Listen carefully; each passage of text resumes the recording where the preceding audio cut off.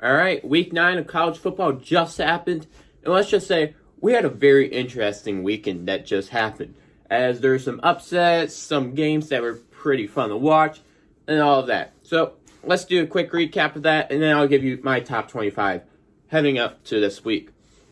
First off, SMU and Houston had a very fun and interesting game, and I think the American Conference is actually becoming really fun to want to keep an eye on. It's actually getting somewhat competitive. And the teams in there can beat some of the Power 5 teams also. Also, the big upset this past weekend was Oklahoma, where they went down and lost to Kansas State 48-41. Now, I didn't watch the game, so I couldn't really tell you everything that happened and how they really lost it. I know Jalen Hurts seems like he had a pretty good game. I don't know. I'll probably go back and watch it to see why they lost, all that. Anyways, they had a good onside kick, just touched it a bit early and was blocking a bit early. Otherwise, they could have almost won the game and had a complete comeback. Also, the big game for the week, LSU-Auburn, as LSU barely edged out Auburn 23-20. And once again, Joe Burrow proves he's really good, probably going to be Heisman Trophy winner, and some would say the number 1 draft pick instead of Tua Tagovailoa. Also, Texas Christian University upset Texas. I hate to say it, but it really seems like Texas just isn't that good this year and was kind of overrated. Like a lot of teams kind of are every year. But that's not the point.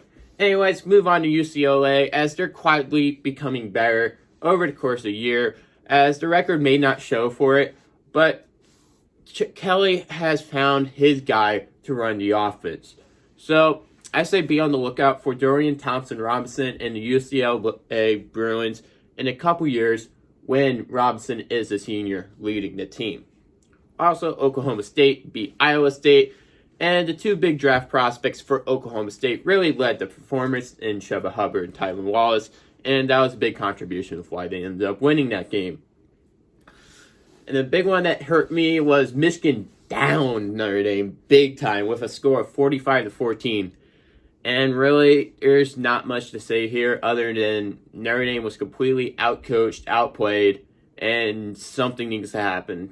Because I'm pretty sure a lot of Notre Dame fans like myself are tired of this. Also, Ohio State dominated Wisconsin, and Jonathan Taylor had a pretty quiet day with 20 carries and only 52 yards, also receiving a reception for 5 yards. While J.K. Dobbins had the same amount of carries and 20, and put up 163 yards, 2 touchdowns against one of the better run defenses in the country, which is supposed to be Wisconsin. So, maybe J.K. Dobbins should be the number 1 pick. Well, number 1 running back off the board instead of Jonathan Taylor. Some people think it's DeAndre Swift, but I don't think he's doing as well as these 2 this year. Also, Chase Young's Chase Young, and you might as well already count him as an NFL star in the league. Then Penn State handled Michigan State, and Utah shut out Cal. Nothing really much to talk about between those 2. It was just common courtesy, kind of expected it. Then Pac-12 night game showed out once again for Oregon and Washington State, as they had a complete thriller, and it was neck and neck all the way through. And in the end, Washington State took the lead with 1 minute left. And then, well, you know, Justin Herbert, final minute, let it come back. Oregon actually let them do this thing. I don't know. They seemed like they were holding him back that whole game. But they got a game-winning field goal for his Ducks. And that's something you really like to see from a QB1 that you want in the NFL from Justin Herbert. So now let's go through my top 25 for this week of college football.